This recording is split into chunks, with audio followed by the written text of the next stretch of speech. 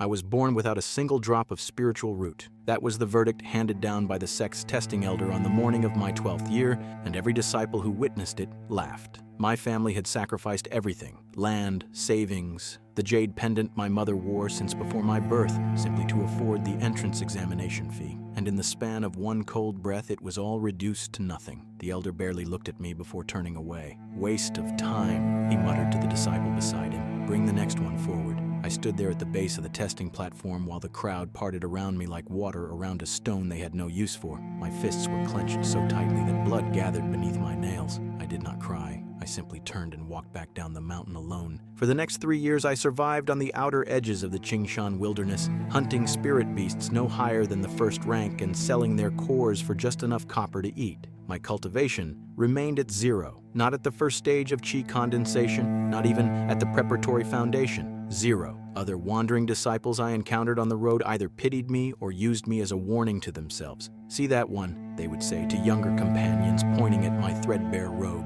"That is what happens when heaven grants you nothing." I accepted their words without argument. I had no counter to offer. In those 3 years, I learned every name of every cultivation realm from fragments of discarded manuals, and I memorized the properties of 47 medicinal herbs I could not afford to purchase.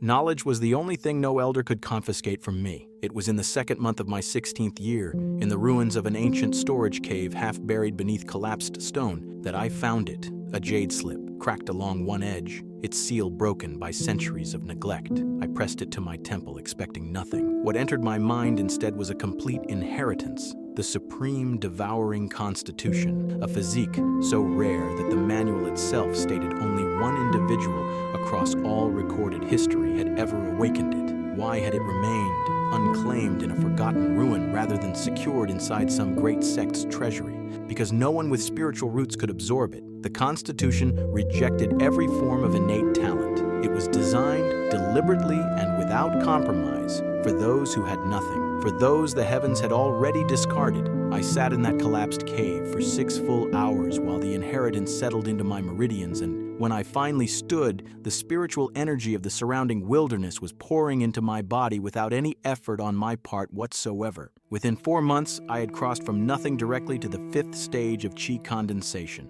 The usual path required years of resource consumption and guidance from a senior. I had consumed no pills and received no instruction. The Supreme Devouring Constitution absorbed ambient energy at a rate that no standard spiritual root could replicate, and the deeper my cultivation sank, the faster it accelerated. By the time I reached the Yuandan realm, I understood why this physique had been sealed away. An elder with a high-grade spiritual root advancing through Yuandan required a minimum of 3 years and several hundred mid-grade spirit stones. I required 41 days and the natural energy of an open hillside. I was not stronger than them yet, but I was becoming so at a speed they had no framework to measure. The first time I returned to the gates of Tianjin Sect, I wore the same threadbare robe. I wanted them to recognize me before they recognized what I had become.